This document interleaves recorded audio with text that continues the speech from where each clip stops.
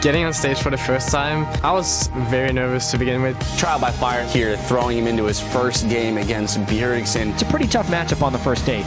2 Danes enter, 1 Dane leaves. We played really well as a team, in my opinion, for first game on stage. I think there's only one way, and that's forward from now on. Just missing Lustboy, but there should be enough to take him down. And that's Incarnation with the living artillery. That Ludens hit coming out as well. They're going to wipe down Team Solo Mid here. And Cloud9 pick up the first win of the summer split.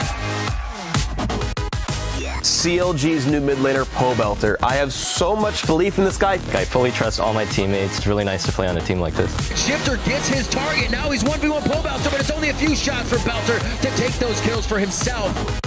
And Counter Logic Gaming are going to come up with their first win on the summer splits. They did not lose a turret this game. I thought it would be good, but I didn't know that it would be this great.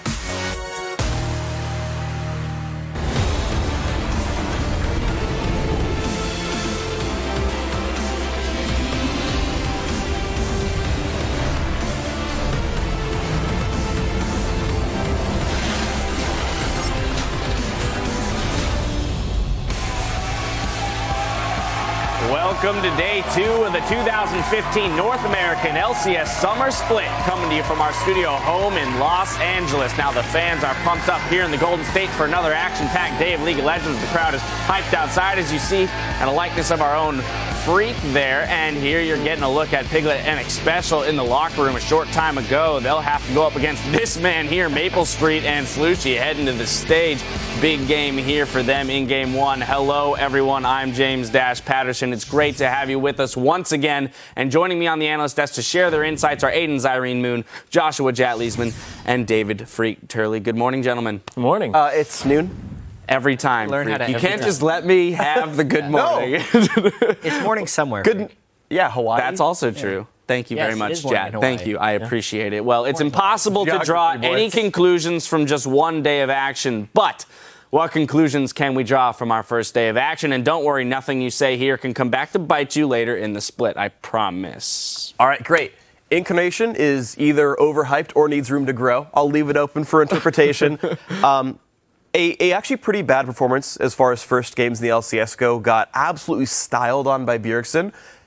He said he was nervous. It could be land jitters, could be a lot of things. To his credit, he managed to somewhat hold on to composure, right? Didn't feed, didn't tilt in his lane, let himself be carried. To be fair, I wouldn't have done that. I would have gone 0-10. So props to Incarnation for being better than me. We'll see how he goes throughout the split, though. The rest of C9 did play very well, and, you know, he was thankfully light enough to ride into the win. But I disagree with that. I feel like it was just the nerves and the CSing. I feel like his teamfight positioning after he got caught out, he only had 2 deaths that game, Sure. was good. You're going to have a bad time when you're up against a Victor who's a counter matchup, who gets fed Raptors level 1, gets a gank, and your flash blown early from a jungle gank. He did the best in that situation that he could have, despite that CS. That's the only thing I would really knock him for after that performance. But sure, to be fair, it's like 60 unforced errors in terms of missing minion kills. So that is a low point. But again, right, we'll see where he goes from here. Yeah. Right, team fought well, bad landing phase. Yeah. A team that I want to look at, though, is CLG. Because at the end of last split, they kind of just abandoned all their winning strategies and team comps. And now they seem to be in a much better place going back to what was winning them games at the beginning of the season last season. That's something that I want to see from them more, because they threw it out the window. And when you're feeling out the league, going back to what you know is the right thing to do. Playing it safe, playing to these strategies. And the thing that I really liked about the interview that we had with Afromoo was he was saying we didn't get a lead off of the lane swap like they normally did in scrims. And then they created a lead through double lift in the bottom lane with arrows and actually just outperforming there. So that was something that I thought was really good, because they didn't get their typical lead and they created one themselves, not just off of map play. And then they transitioned that into rotational play afterwards. So having more ways when your strategy goes awry is the right thing to do. And I absolutely like that from CLG. Well, I really want to see that go up against Team Impulse, honestly. Because Team Impulse is the team that I was watching a lot closely yesterday. The way that they had so much potential in the last split, and then the bottom kind of fell out in the playoffs, to see them come back in this split, 4 champions that they didn't play in the spring, they played in their first game, but then they kind of maintained a very crazy aggressive style, just fighting all the time. But it was clean play, it showed their skill, it showed their fearlessness. I think this team still has a lot of upside, but now they have experience, they have the full roster from week 1, they have the coach from week 1, and I want to see them grow this split. All right, well, there was a ton of action yesterday, and with that action came a lot of big moments. Let's pull up some of your favorite moments from day one with the hashtag LCS Big Plays. We start with a highlight from TDK versus Team Liquid. J Shadow Flames says, Quas is a wall-slamming god. Let's see if he's right. Let's see. There's the flash. Tibbers coming in. The hook means he's going to be hitting Mega Gnar and TDK's. Oh no. 4-man Gnar ultimate with B-Shoot in the back.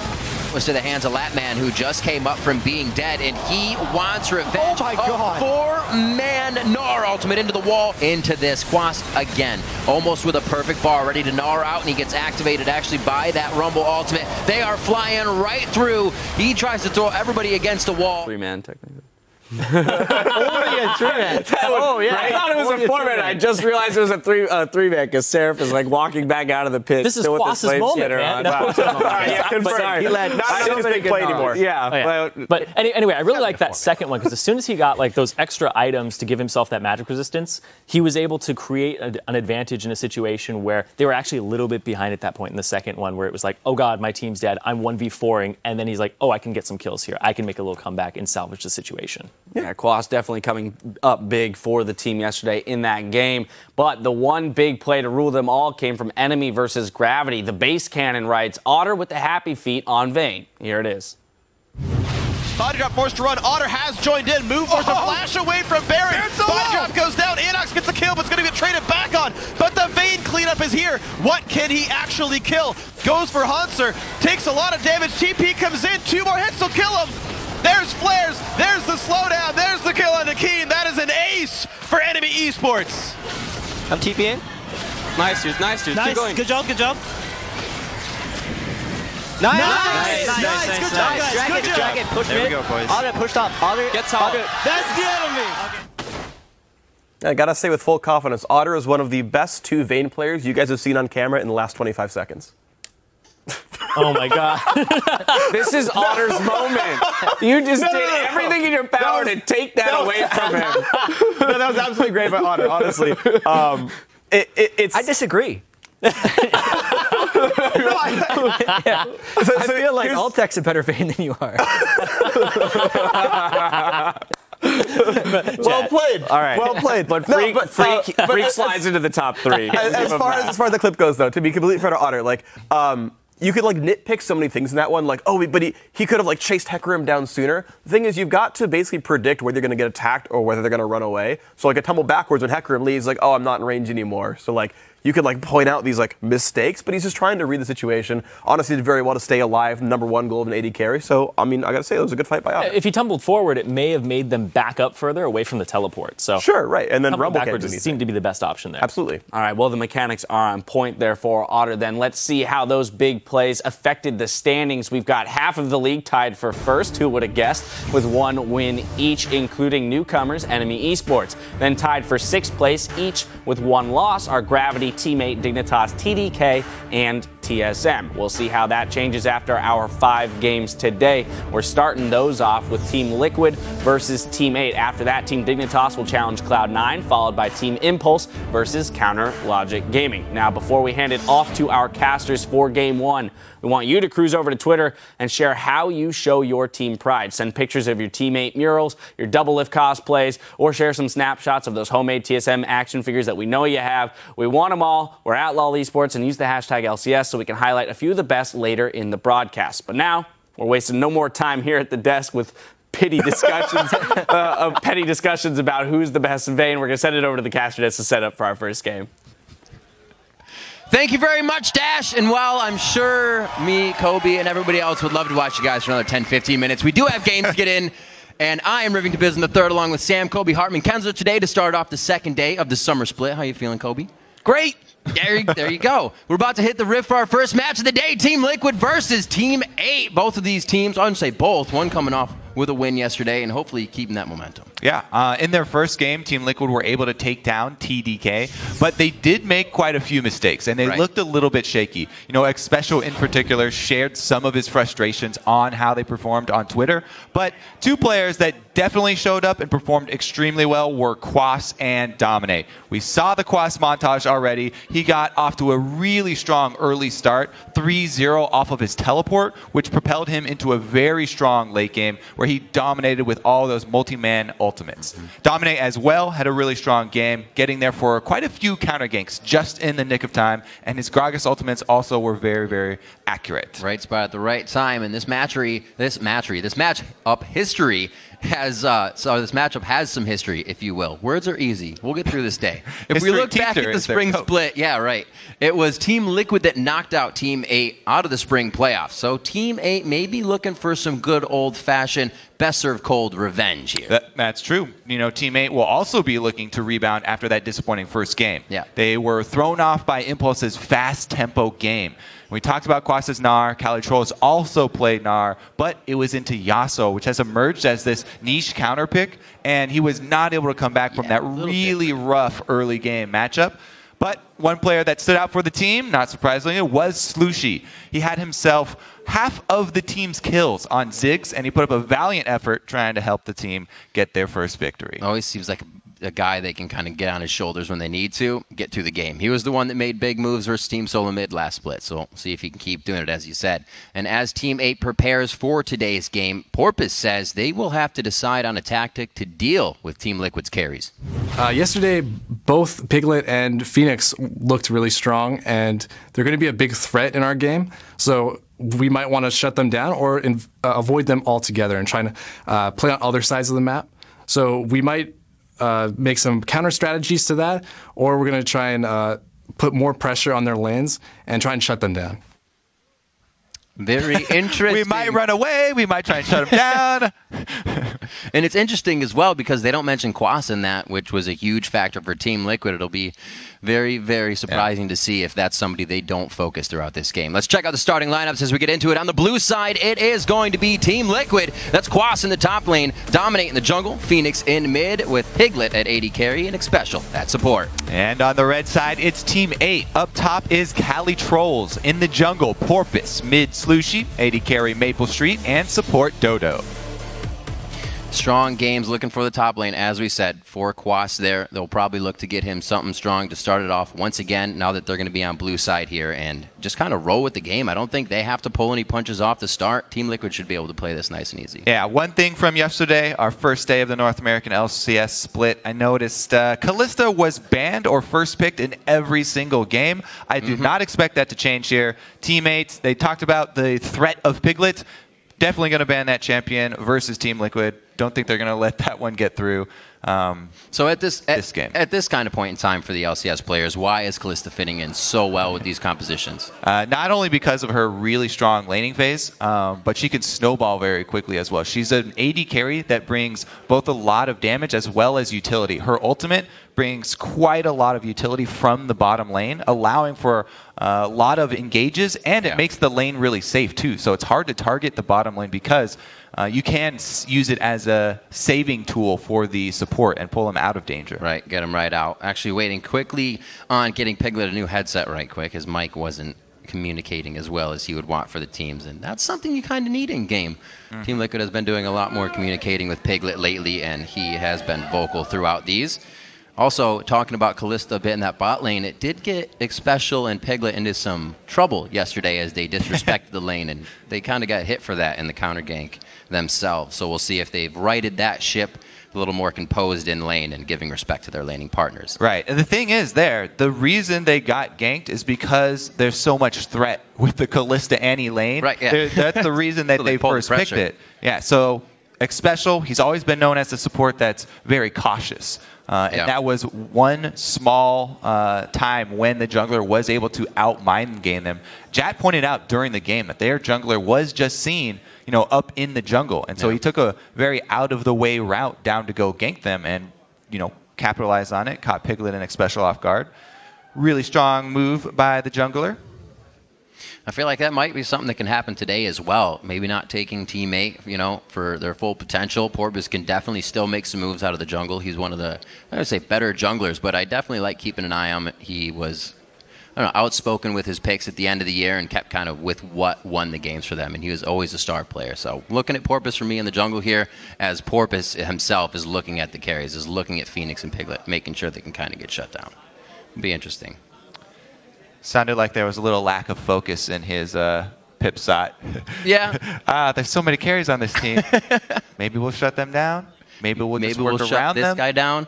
That part comes to it. I feel like if this gank doesn't work, then we hope the second one is. It's kind of you don't have something set in place that if the first one doesn't work in the bottom lane, if we blew that flash, we'll go back. I feel like they're kind of going to be a little watery in where they go with their strategies. We'll have to see, though. This is all speculation. For Dodo there, he's also got a keyboard issue now. So a couple issues for everybody getting cleaned up before we get into the game. Now, for Team Liquid, yes, yesterday they did get their victory, but there were some early games and some individual plays that they could clean up. Yeah. Phoenix, I know, was frustrated with himself for his early overzealous chase into the turret range, where Bishu was able to capitalize on him and get that beautiful 1-versus-1 kill. Yeah.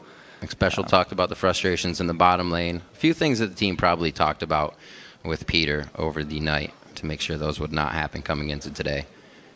They kept their composure, though, throughout the early game. And then, after a single dragon fight, were able to leverage that into a victory. And that's what you see from these more veteran teams and from the guys that have been sticking around. This, again, Team Liquid is one of the teams, about half of the teams that stayed in the North American LCS that kept their rosters exactly the same to try and build on the team atmosphere and the camaraderie. It is true, and I think that's a kind of a big point for Team Liquid as well, is that they did stay the same, and this is a kind of a fresh start. Coming out with a win, I think even helps more with that mentality where it was tough to get things going with Piglet last season. Even though they didn't start with him and were able to kind of go from the get-go, things are now starting to come around. Yeah, it's definitely an emotional team, Team Liquid. That's a good way to put it. They've got Dominate on there, Phoenix as well, and Piglet, both these guys. All very heavily influenced by success. I think Quas the least.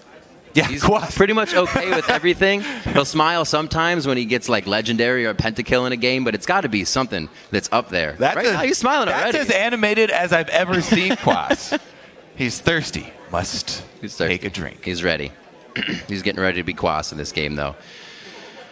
Wonder what will happen. We saw some interesting picks from Impulse yesterday that have kind of floated around in the hands of Quas and other players on Liquid, like those Fizzes and the Yasuos. So it could be interesting here as we start off. I'd like to see more teams pick those up. Definitely. One of the biggest picks, for me, of course, the jungler, was Evelynn, just because Evelynn enables your team to do so much more that other junglers cannot, possibly have, except for maybe Shaco. So because she can bypass all green wards and trinket wards early on in the game, it enables your team to pick more aggressive matchups for solo lanes.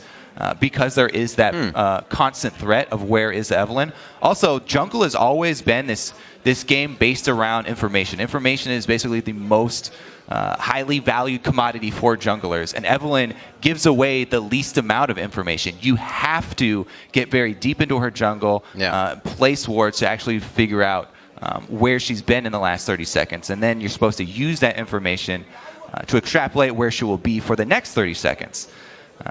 So Evelynn just adds so much unpredictability, and every time in the meta, when she gets to the point where she's buffed enough, her combat stats, just base combat stats, that she's strong enough to actually compete in hand-to-hand combat with a lot of the other junglers, the added benefit of the perma-stealth always makes her a very, very strong pick. So when you're looking for Evelynn, let's put this up and say Dominate gets it or Porpoise gets it. If you kind of miss finding that Evelynn, if you miscalculate, what is that jungler's purpose then? Do you keep trying to find her, or do you just try to set up a counter gank and hope she comes to that lane? If Evelynn's opponents miscalculate? If they're not able to find her? Yeah, that's the thing. It causes a lot of the other lanes to play more cautiously. So you can't go for, even if you have the opportunity to go for a beneficial trade. So this is how you win a lane. You take the trades where you're going to come out ahead on health. Win some CS, get the back. You have to second guess yourself if there is an Evelynn on the other team and you haven't been able to keep track of her. That's kind of the way you always should play. Damage. You always think that somebody's in the brush next to you, somebody's there, but with Evelyn, it's actually considered because you haven't found her yet. Nobody's seen her, and it gets even more dangerous. It's the fear that sets in when you play against the invisible champions. We are finally into Champion Select, ladies and gentlemen. We'll see if we get ourselves an Evelyn so we can blabber about it a little bit more throughout the game. LeBlanc and that Callista Kobe, like you said, picked their band, and it will be first banned by Team 8. There's plenty of more we could babble on about. So many. Eve. But, yeah, there's the Callista ban expected. Wow, actually didn't think it would come first ban, but they probably knew they weren't giving away anything with that. Off the board here for Piglet this time around. As far as Team Liquid, just strong champions down the line. Slushy had already a couple of games where he carried on LeBlanc. And just going to target basically high priority champions in each lane here. Tagging top and mid.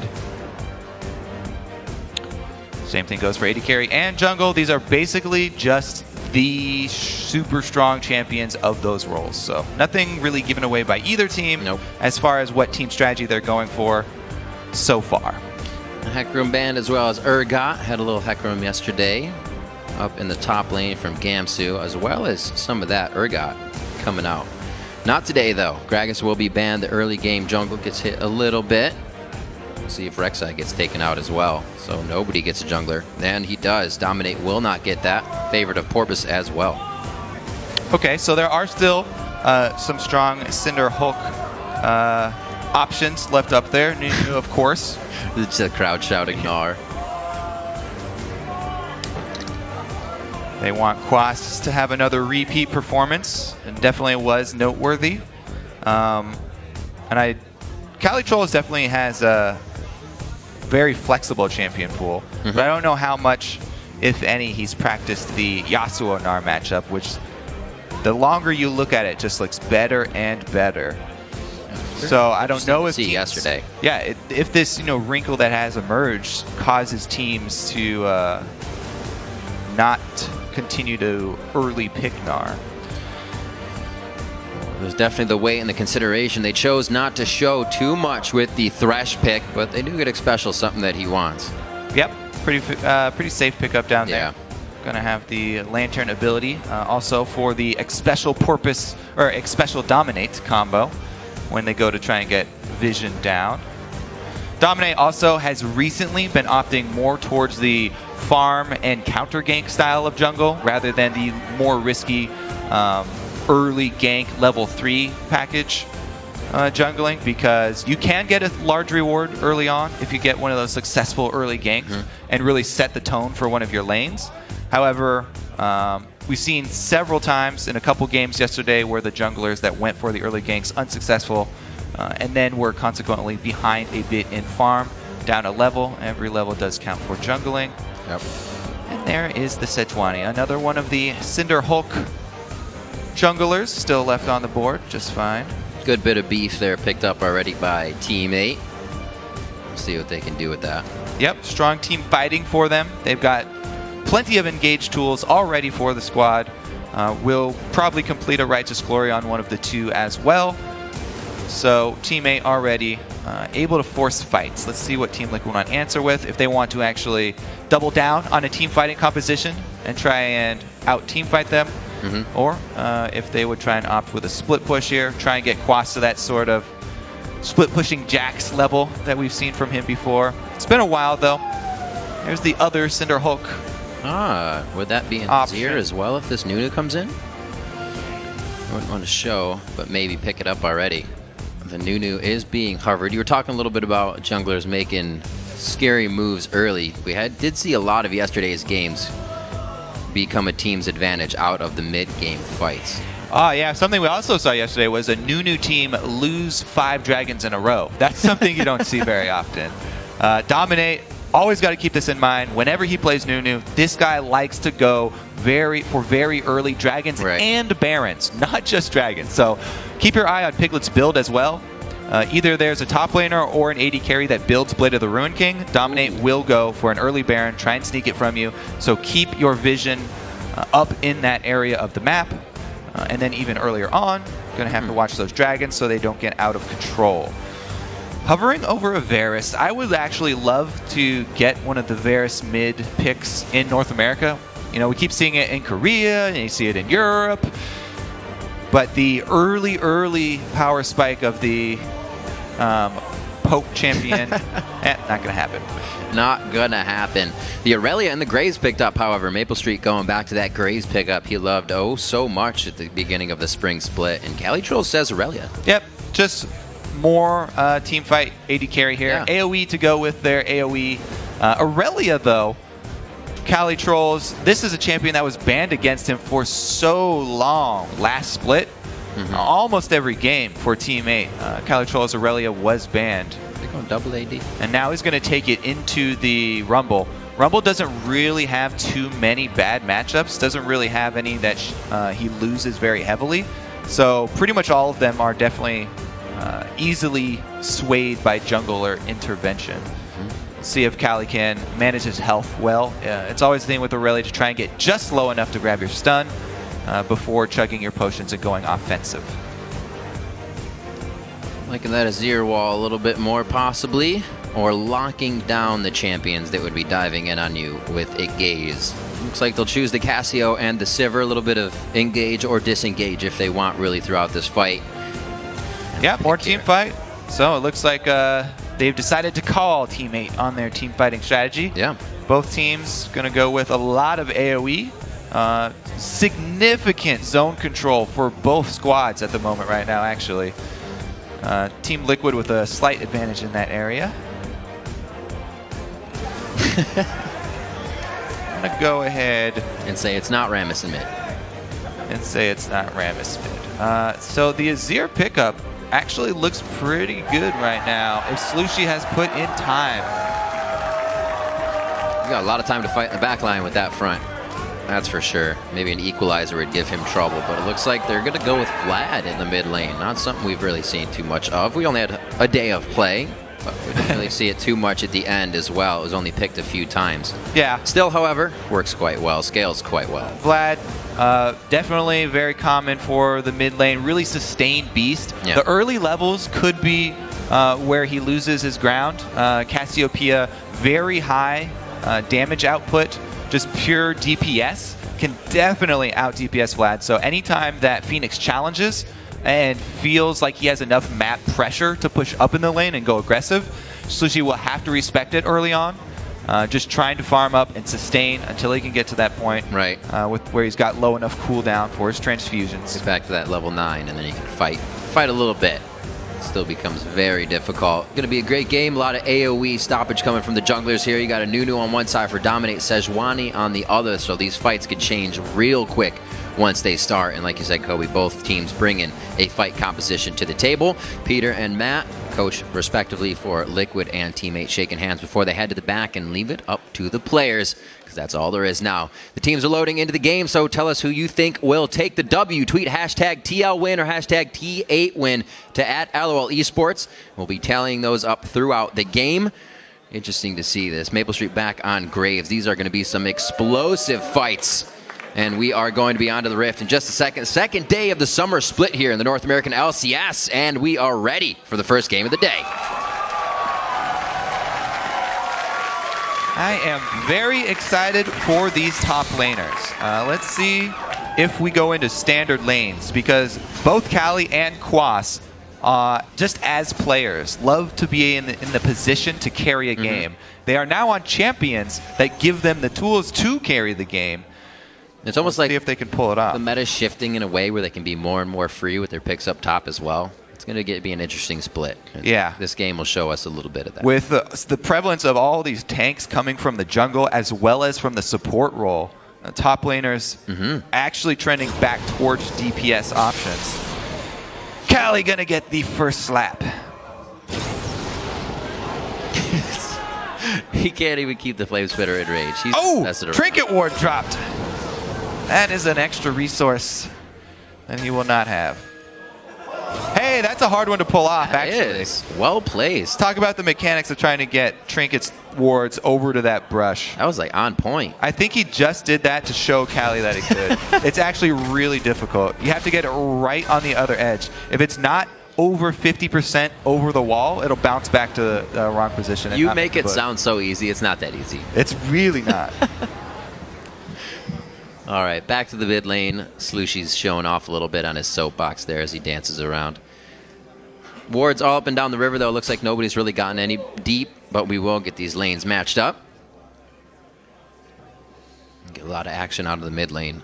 It's easy with regular wards, because you can place them further. But trinket wards, that is impressive. All right, so just have top side jungle starts for both junglers. So that means that both of the bottom lanes will start off with the early experience. Let's see how quickly they can do this, because the Krugs generally take a little bit longer, and sometimes your bottom lane will miss out on an extra melee minion. Looks like they were able to finish it just in time. They'll be a bit late here, sharing experience for both squads. Both of them will know, though. And he got both melees from Piglet. Nope. Dead even here for the bottom lanes, except that Piglet tanked a little bit more. Yep. Should be able to get it back with a tad bit of lifesteal there.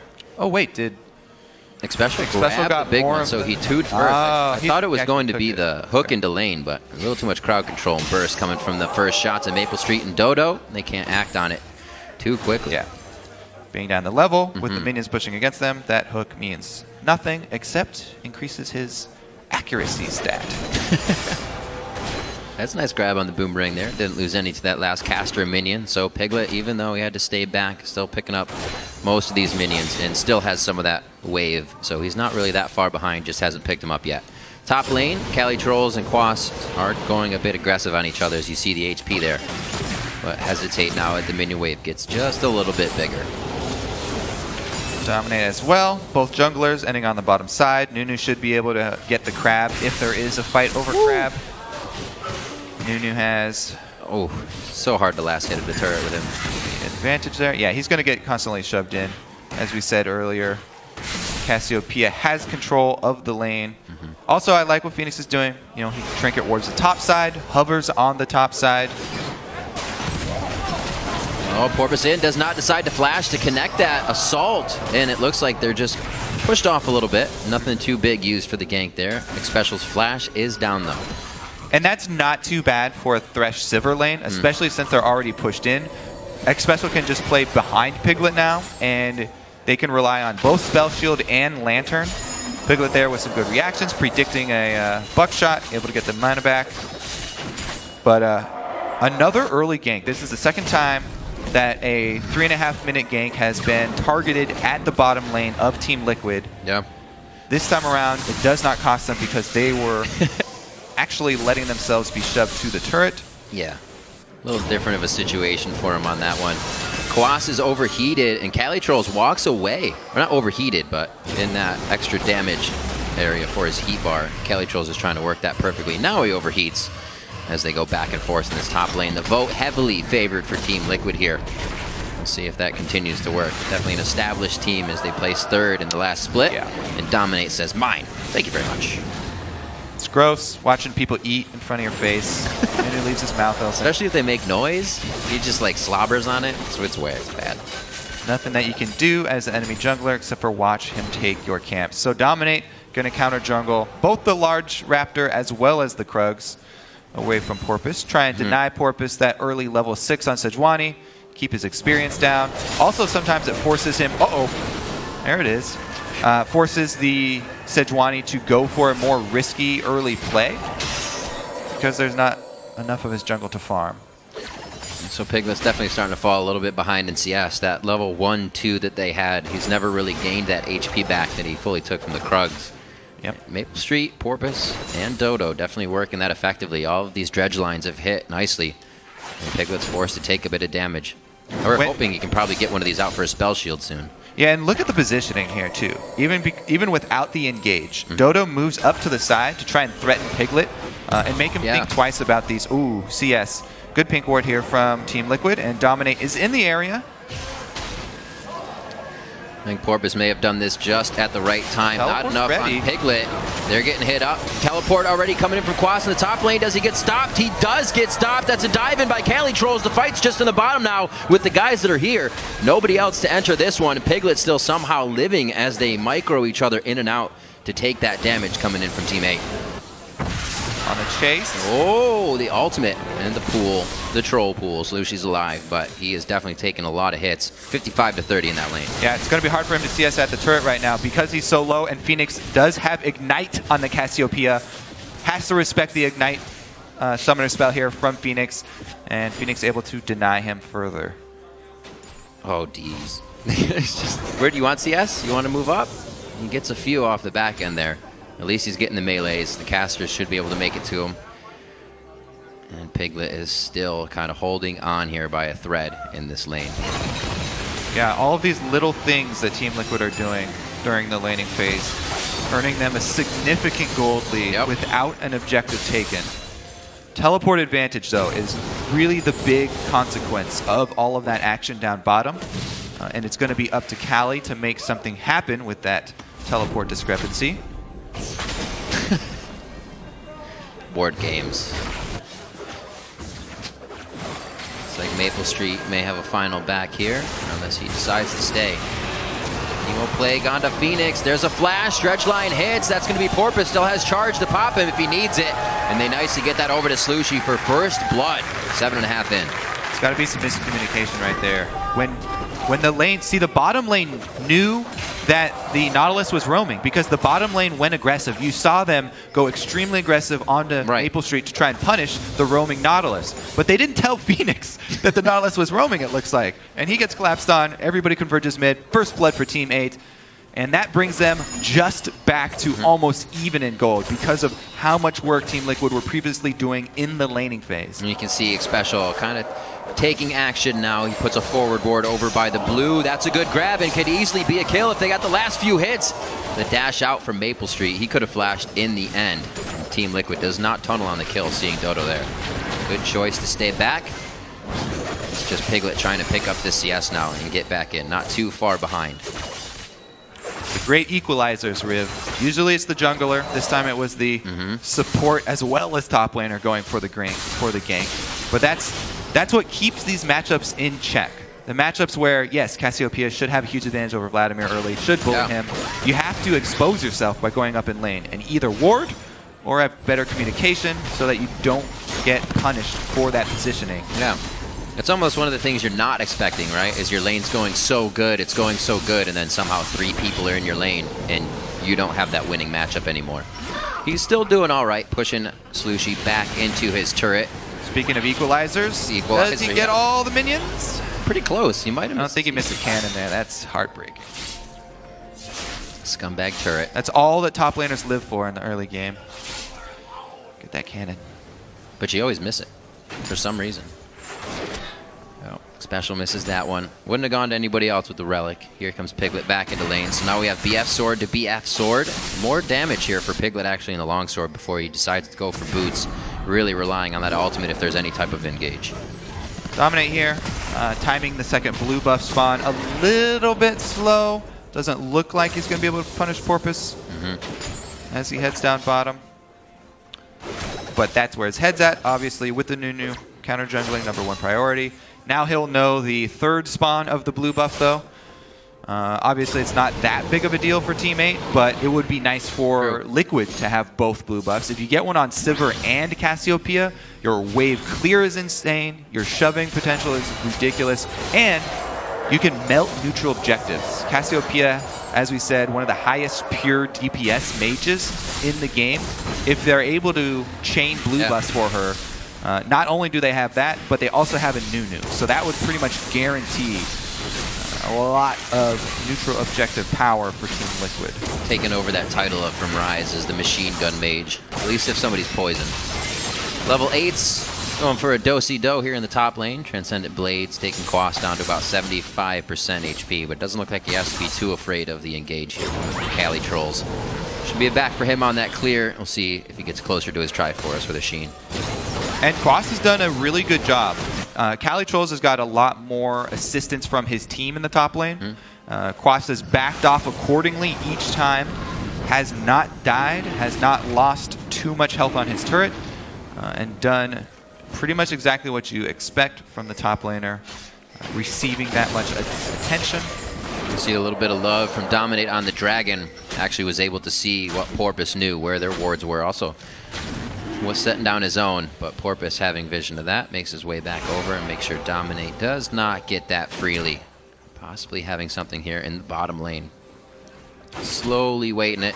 Teammates maybe like second or third gank down here. At least making sure that Dominate isn't here. It looks like what Porpoise is doing. Yeah, Dominate has been able to utilize Nunu efficiently. You know, got that CS lead, has been able to counter jungle, has a slight gold lead on Porpoise. Actually, a fairly decent, almost 500 gold there for Dominate over Porpoise. All that Porpoise is really looking for is that level 6, though, in the early game. Have a high-impact gank. Very hard to pull that off against a Silver Thresh bottom lane, though, so that's not really a target. The solo lanes, Vladimir does not do much for setting up ganks. So it would kind of have to be focused on Quas. And Quas has been playing, as we said, very, very cautiously. Done a good job absorbing attention. So there haven't been very many good options for Porpoise. Now he is hovering, once again, on the top side. See if he can make anything happen here. Quas, though, just replenishing his wards. Replenishing wards. Seemed like he's trying to get to those Sork boots as well so they can get something down at this dragon. A few grabs in the bottom lane.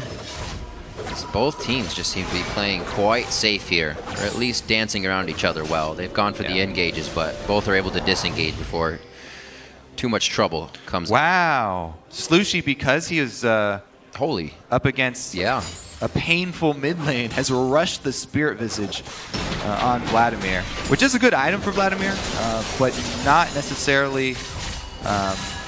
you still get a little AP. With the early rush. You get a little AP out of your passive due to the health stacking. And it does turn him into the sustained monster really early.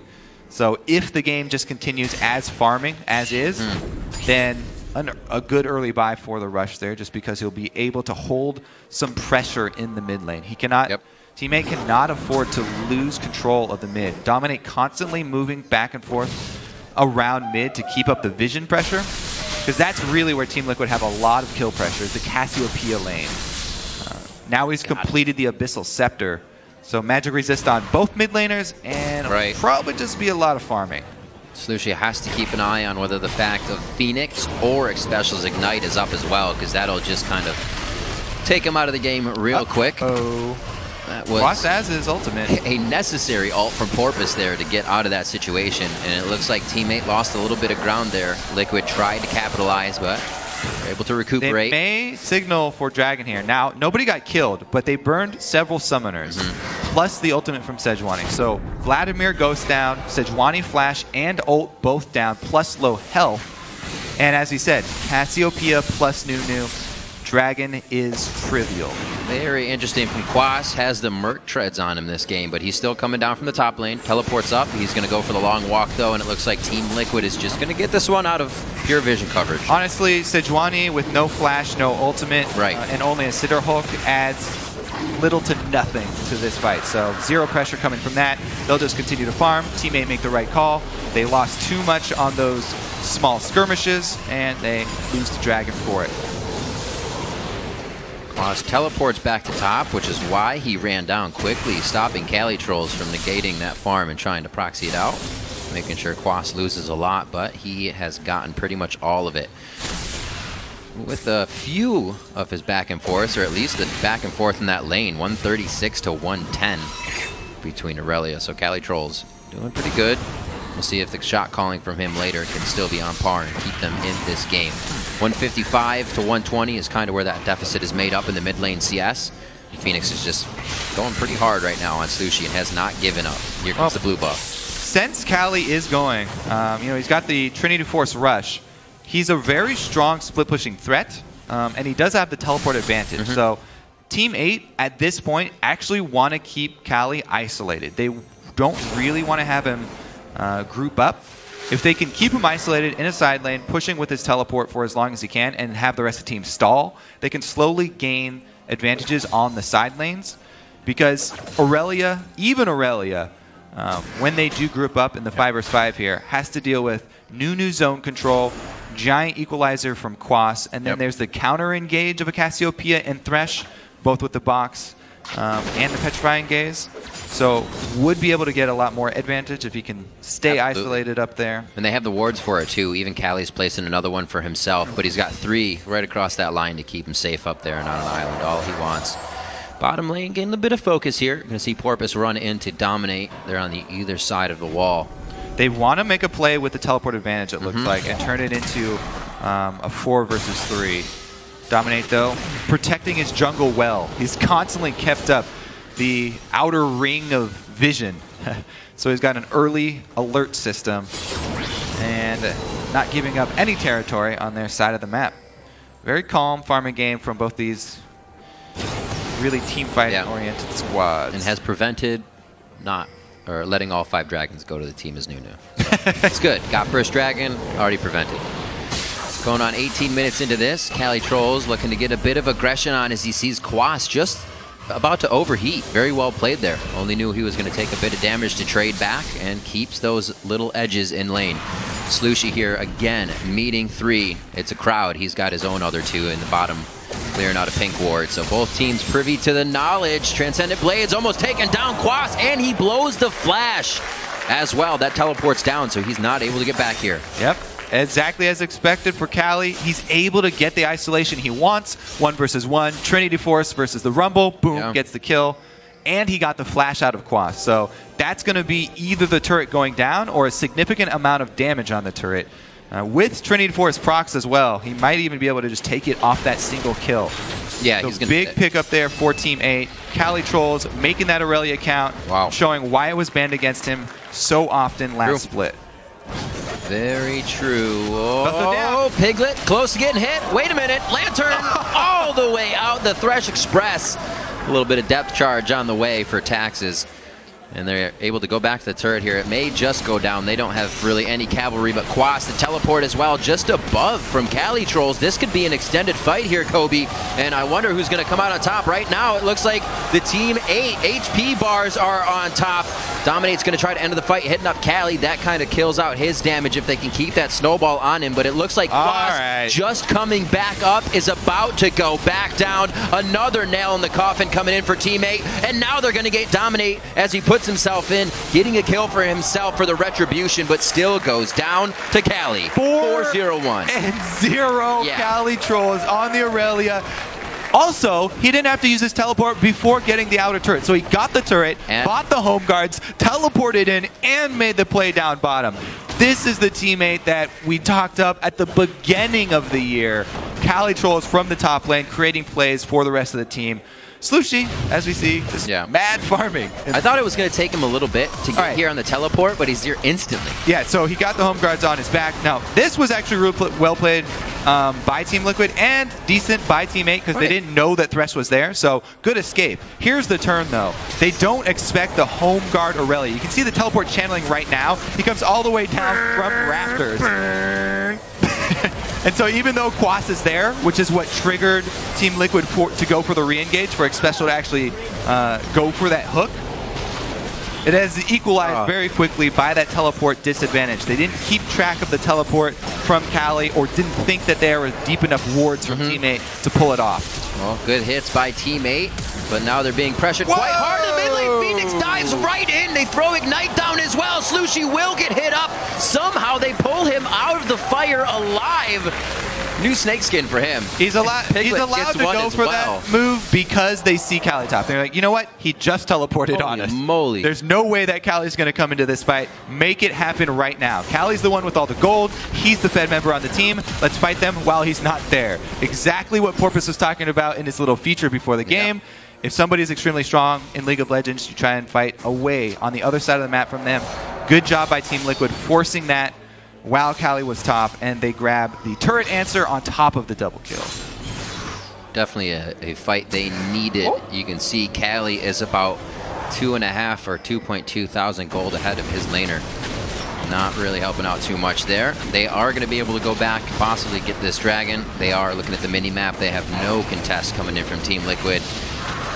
They start getting some wards on the Baron as Dragon just goes down. You can see the pings up there as everybody's trying to get their own control of Crab. And the jaw. I laughed at him. Dang.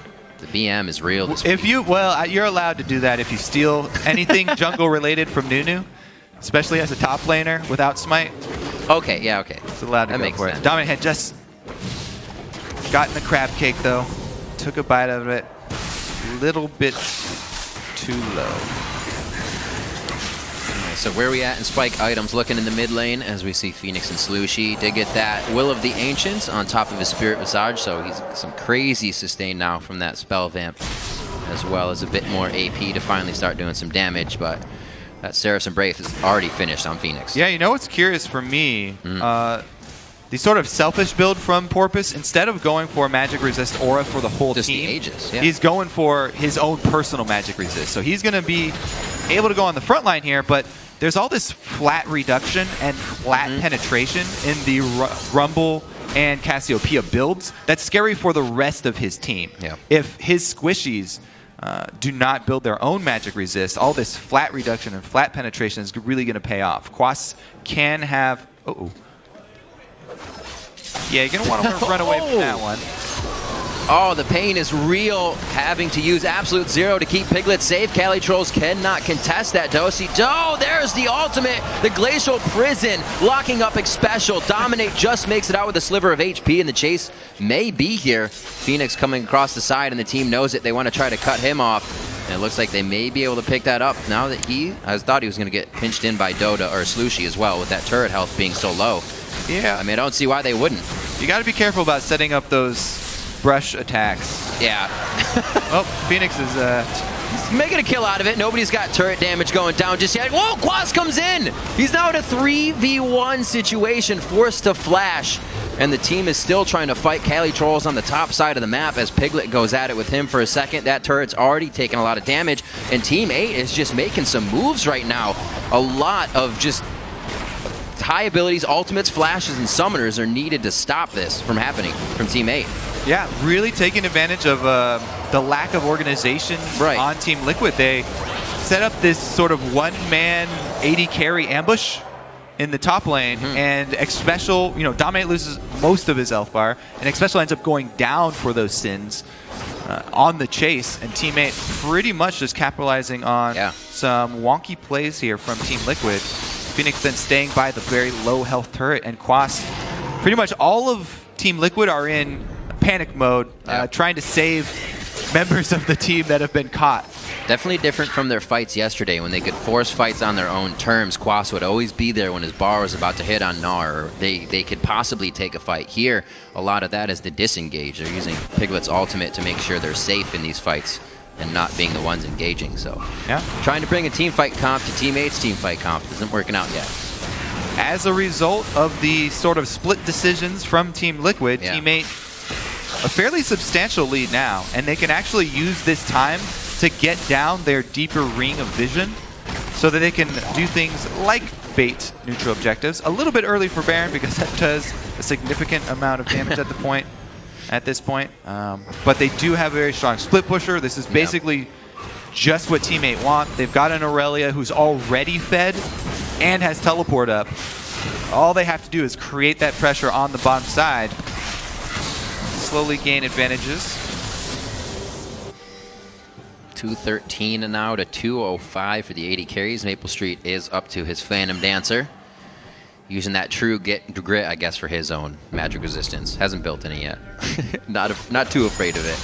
It'll be one of his last items. But right now, Cali Trolls trying to go a little hard. Quas hiding in the brush here. They may still be able to take down Quas. And Piglet, there's just too much tank on the other side right now. The bouncing could actually kill someone, Ricochet rather, but it does not. And just at the last second, they get help from another member. Team 8 is coming up really big on these plays that Team Liquid is almost forced to tunnel into to start to get themselves back in. Slushy turning Dominate and Phoenix away with the Hemo play. Knowing the team's coming up from the bottom, they didn't know how close they were on the side of Team Liquid. Oh boy, it just does not stop. Fights going coast to coast all the time, every second of this game. Absolute zero separating what they need in the fight. Dominate gets dredge lined out. Onto Phoenix, Cali flashes, but he's still gonna go down to the turret aggro. Dominate is onto Slushie, one more flash, snowball, tries to get it in range. No, the transfuse saves him from an ignite, stopping him. Wow. Double kill still coming in for Phoenix, but back and forth. Team 8 is not afraid to keep the fights going this game. Yeah, I feel like that was a Cali call. Where we've seen sometimes once he gets this fed, you get into that overdrive mode where you constantly want to make plays. And he was just reaching a little bit far with this one. Teleport, they didn't have real vision on the rest of Team Liquid. Phoenix still had his ult for the counter engage, and then going to take turret shots is just really overestimating his power at this point. The rest of the team does end up paying for it because they were just on recall timers. Remember how low Maple Street got in that bottom skirmish? There's no way he could help with this. No. So, definitely overreaching there for Team 8. And Team Liquid get one step, another foot back into this game. Yeah. See where they can go from here. Good items being built up on Phoenix if he can stay alive a little bit longer in that mid lane. He now has a Quicksilver sash to do so if he's jumped on by Cali Trolls at all.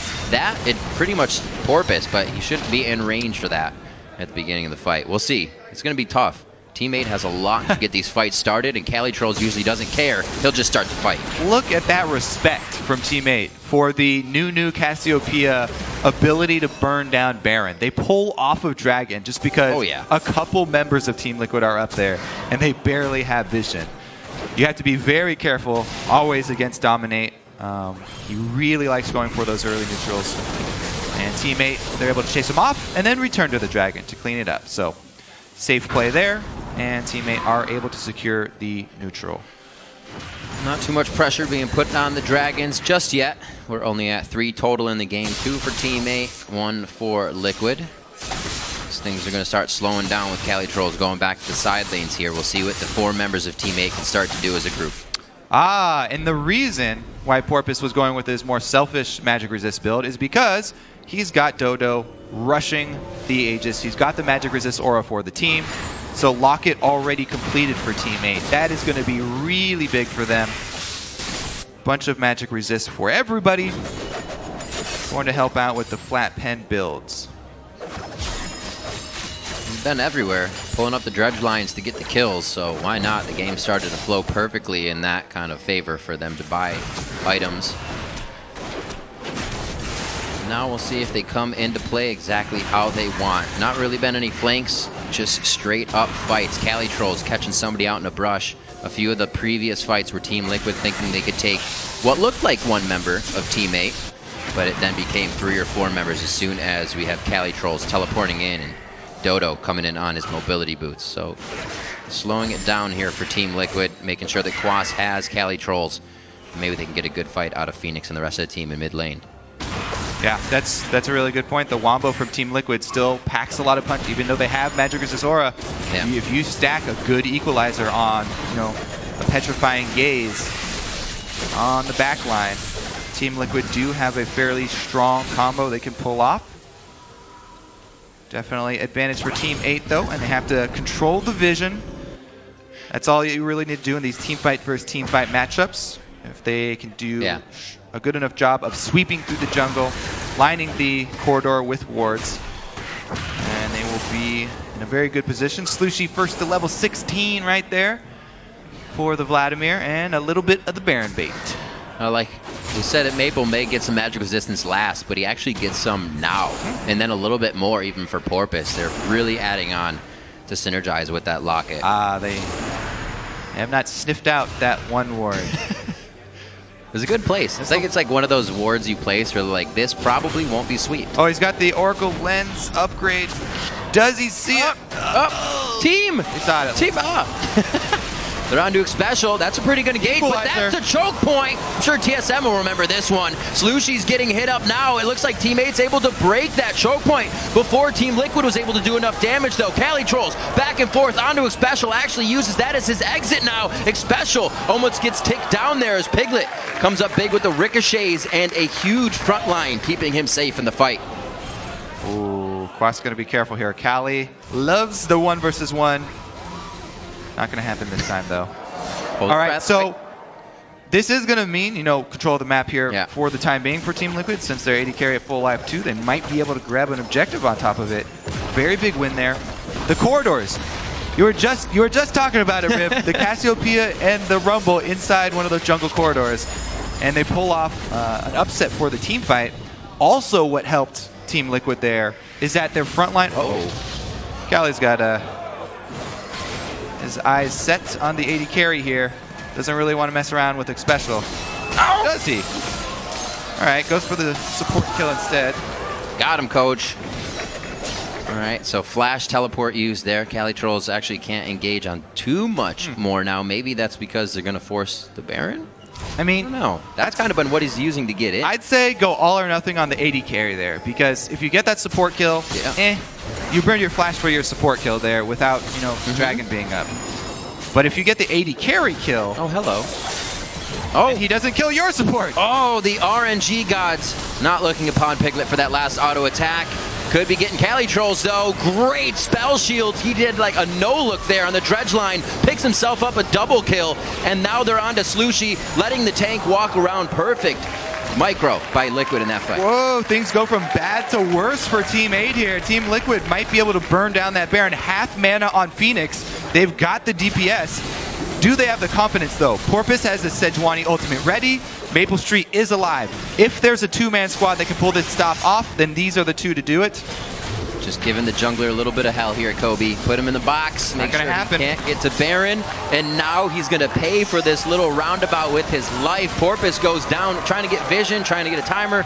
I don't know, just being in the wrong place. Oh, how quickly the tides turn here with one bad team fight. Let's walk down memory lane, back to that fight in the jungle corridor. You run through the small space. Well, never mind. This fight. So this is Piglet.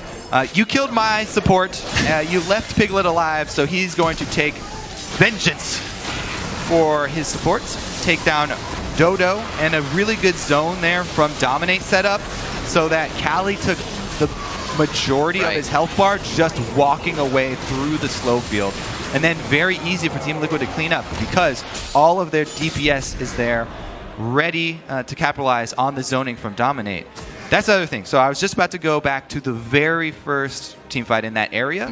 Where Team 8, they filed not only through this corridor for the Rumble and Cassiopeia, but they also focused a lot of their early damage into the Nunu and the Thresh. Their target selection was not helping them out in that team fight. Because both Cali and Maple Street overcommitted for very low priority targets. Maple Street flashed in, or committed so far in to try and kill Special, they had to flash out and then die to Piglet on the exit. That's just a Thresh. Meanwhile, Cali dumped a lot of damage into the Nunu, I Will Dominate, which is exactly what he wants as well.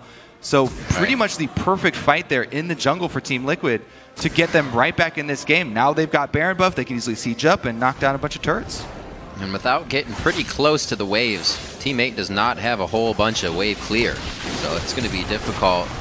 Got Graves right up on the turret there, and you can see already Dominate walks up. Graves has to walk backwards, or Maple Street rather. And it's tough. Maybe the pinch here of the base getting choked in will give them a little bit more defensive. I don't know. Doesn't look like Team Liquid wants it all. They're definitely going to get a split push here with Quas towards the top side. They know they're stronger with this bit of combo here in the bot lane. So drop a few turrets and at least get it closer around the map. Right now they can only go from mid to bottom. Doesn't work too well. So they're going to slow things down. That power spike of the super fed Aurelia is waning very quickly here. She only sits on the 1 damage item, the Trinity Force, and just tries to build more tanky after that. He's got the Guardian Angel active ready, so at least he's got the Guardian Angel proc for this team fight, which will be crucial. Frozen Heart also completed. His whole goal is to get in there, force the teleport from Quas without getting stuck. But they haven't been able to force the teleport, so they're losing turrets on the top side. Team 8 split push, Team Liquid split push, paying off. Quas without wards, he could actually get taken down in this situation. He's being very patient though, keeping his gauge up, making sure he does the most amount of damage. Ali going for the 1 versus 1 up there? Yep. So that's going to be the 1 versus 1. Does teammate as well on the other side of the map go for any type of engage? Doesn't look like it as Slushy is on the fountain for the time being, but they do save that second tier turret. Yeah. Just a game of waiting right now. Teammate waiting for that mistake. And actually the teleport coming in, that's going to be back as well from CaliTrolls. He's going to be coming home guard off the fountain. They've lost the inhibitor turret. Dredgeline goes out, it hits Phoenix. It looks like they get a quick Iron Solarion to mitigate any of that damage. Back out, no inhibitor down, but they did at least open the doors for Team Liquid. Yeah. Teleport going to be available for Cali, and they will have the advantage in that area. Still does have Guardian Angel, but as we saw before, Quas just needs to land his double slow, and he can walk away from the fight. Things just got a little bit easier for the carries on Liquid as well, with that Mikhail's coming up in the hands of Xpecial. Phoenix won't have to use Quicksilver Sash as much anymore to get himself to safety. Let's see, gold 14.7 to 11.8 in that mid lane. We saw Phoenix going pretty hard. 13.9 to 12.7 for Cali and Quas, and you can see that Quas has really closed that gold gap that Cali had in the beginning. Like you said, Cali falling off a bit. And something we did mention in the beginning, Kobe, was the teams would kind of falter or fall behind in the early part of the game. But the mid-game team fights we see where everybody, like Team Liquid, who placed third last year, has a little more communication there, starts to come back in the game. Yeah, the Team Liquid team comp, very unforgiving. If you make these big team fight mistakes against a squad that has very, very high DPS double AP with a blood-boiled 80 carry, really, really hard to pull it back. Let's see what they can do here as they gauge Team 8 coming straight in. Like we said, CaliTrolls, it would just be the forward dive if they try to do any type of engage. And Slushy now on the front line. Collateral damage already comes out from Maple Street, not doing too much damage. Looks like Liquid can re-enter this fight perfectly, and they're going to start melting down Team 8 here. A flash over the wall. Cali tries to teleport out. Looks like he will actually make it. The play! It ticked him against the wall. It did tag him, and he's going to go down in the end. These are now 40-second timers that they're going to have to come back from, and you already have Piglet and Phoenix rushing down the mid lane with Quas. Cali will eventually go down, but he's fighting valiantly. He's making it work. Special, you monster. Cali with the very quick flash to avoid hook and then immediate teleport channel. But Xpecial's got him covered with the ward over the wall into the max range play. Yeah. That's all that Team Liquid was waiting for. When Team 8 would get too confident and put themselves in the choke point, Liquid again wanted to fight it. Right down that mid lane, they pushed them off to the side. And another inhibitor turret, an inhibitor for them as they back out of Teammate's base. Looks like it's only going to be a few more minutes before they do it again. All right, so the initial dive here from Team 8, if everybody goes for it, they've got Team Liquid separated. But you don't have much time because Sivir pops her ultimate right now, is going to arrive at the fight. Dominate channels his ultimate to try and keep Team 8 grouped up there. And boom, Piglet's here. Everybody's in the Flame Spitter, roasting as the Boomerang Blade and the Bouncing Blades chop them all up. And then here it is. Xpecial wards, walks right up to the edge of the wall. The very, very end of that play has to have tagged him. Is either the flare or the tick of the ignite to hit? Do well, the tick up of the ignite doesn't stop. Oh, you're right. You're teleport. Right. You're right. Yeah, because it was yeah. Dang, Xpecial. You got to walk all the way up and just hug that wall too. Well, all right, made it happen. See what Liquid can do here as they get the Baron. It does not look contested. That goes down once again. Team 8 is going to have to sit in their base. Hopefully the trapdoor for them is big enough to fit the entire team of Team Liquid in for their group up, for their Glacial Prison, and then Hemo Plague, hopefully collateral damage. It's not as much AoE that's going to hurt with that collateral being more of an execute, but hopefully they can really get something to start the fight and work it. Piglet just checking the brush with his blade. No sound, nobody in there, and they just move right on up. Collect the last inhibitor. There it is, last fight for Team 8. There's the flank though. Porpoise gets a beautiful Glacial Prison. Can they organize the team fight though? Already, they're going to get CaliTrolls going down. One of the big damage dealers. The DPS coming out of Phoenix is almost unstoppable right now. And the second kill, or double kill I should say, is going to be coming in for Quas. Loose Slushy on the backside was able to do quite a bit of damage to Dominate and Phoenix. And it looks like Liquid is going to have to reassess this fight now. We do have Piglet in the middle trying to clear the minions towards the Nexus turrets, and Porpoise can't do much about it. Nope, he's going to take some damage and have to run for his life. They chase him out of his own base. That should be game then. Nexus turrets under fire. Should very much indeed be game.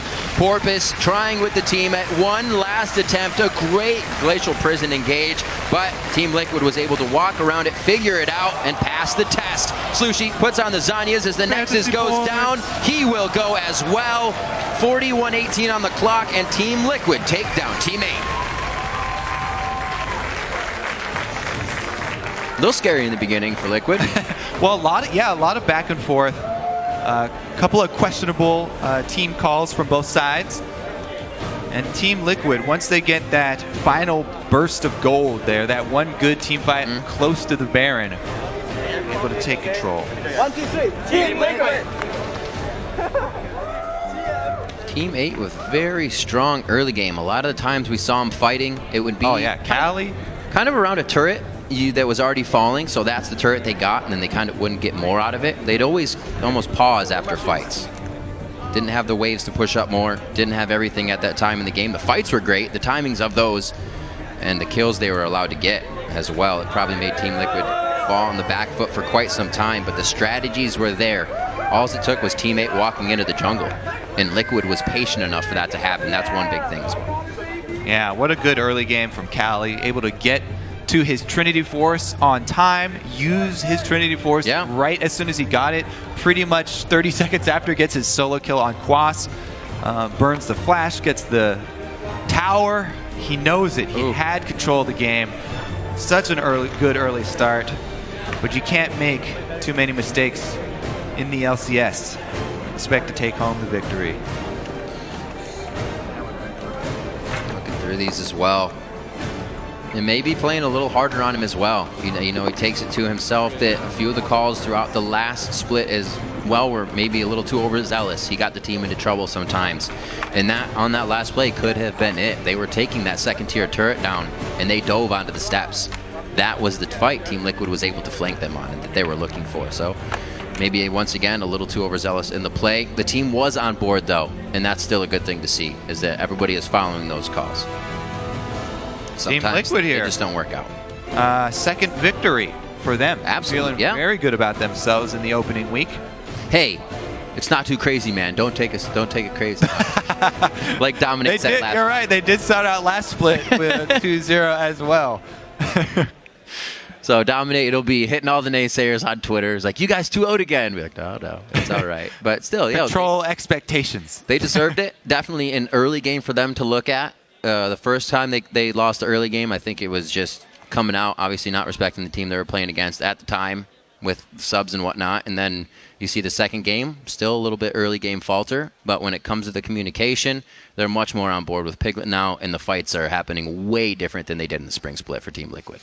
Crazy, crazy stuff. Hopefully they can do more or better throughout the season. For more on the 2-0 start, let's send it down to Jack, who is standing by with Team Liquid's jungler.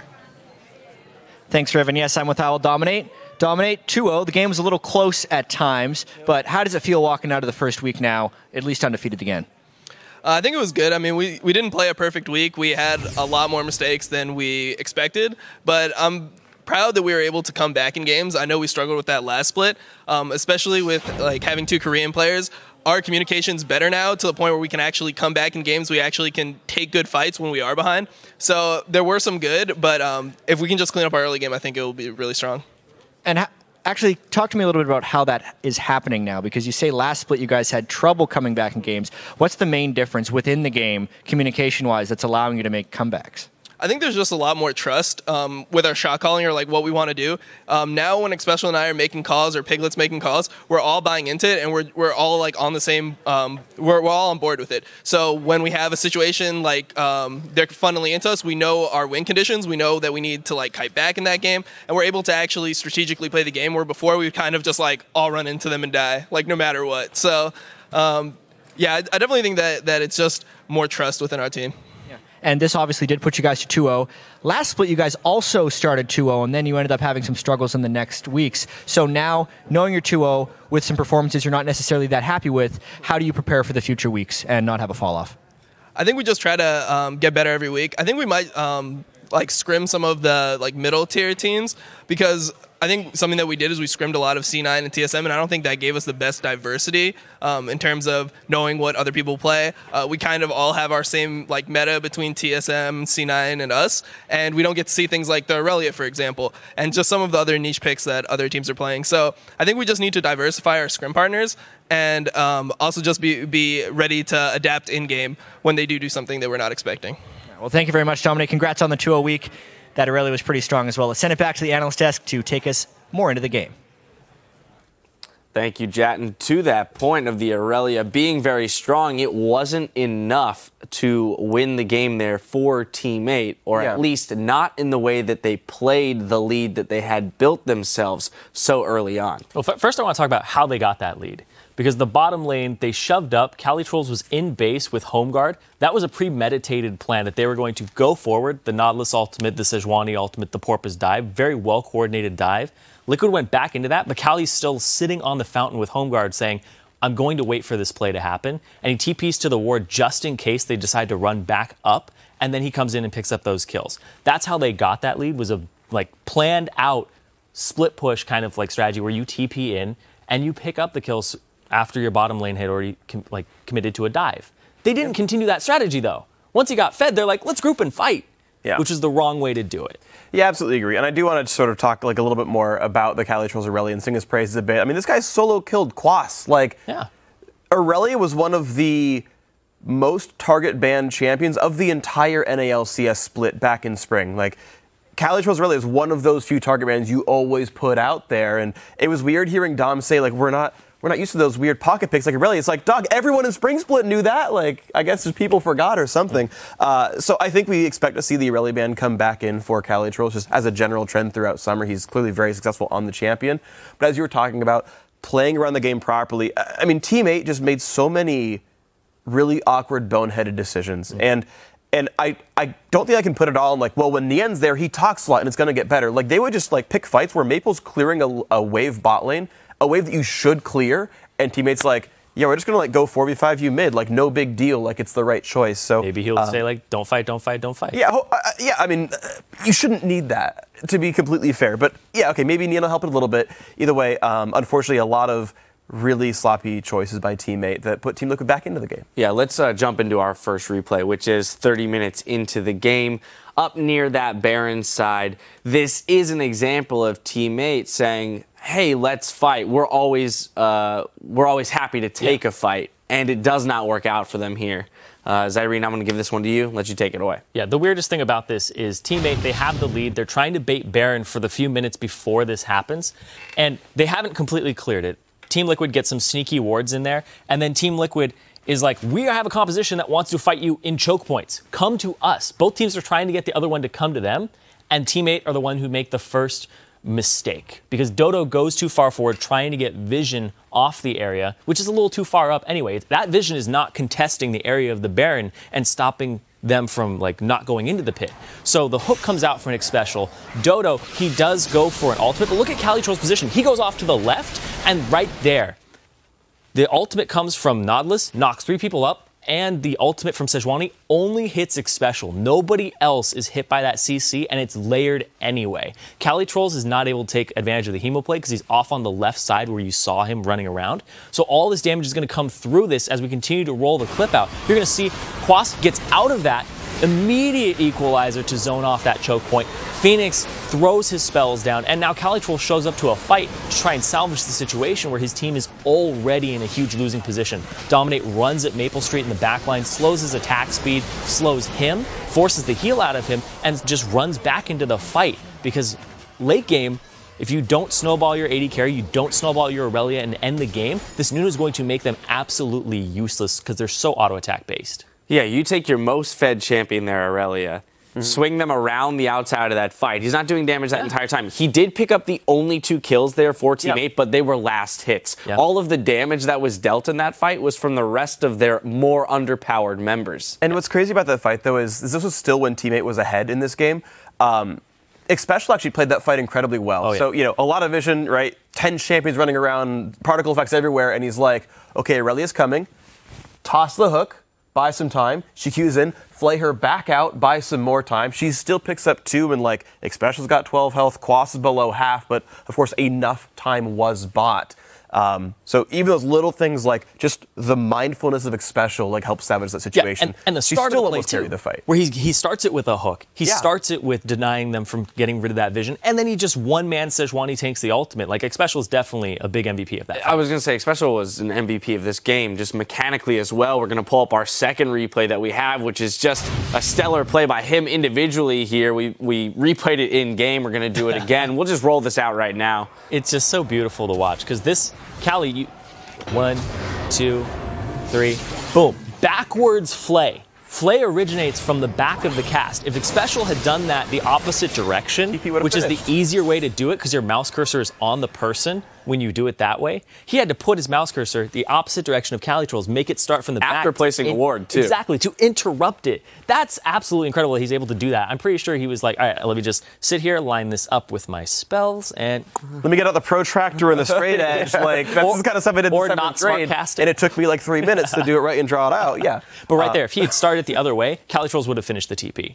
Yeah, absolutely. I mean, it was there was only one chance, and he had to do it right away, and he aimed incredibly well. So ultimately, though, 2-0 start for Team Liquid, as mentioned, wasn't probably the toughest schedule of any team, so we'll have to see how the following weeks kind of play out for them. Now, we're going to take a quick break, but keep it tuned right here, because when we return, Team Dignitas will take on Cloud9. The North American LCS continues after this.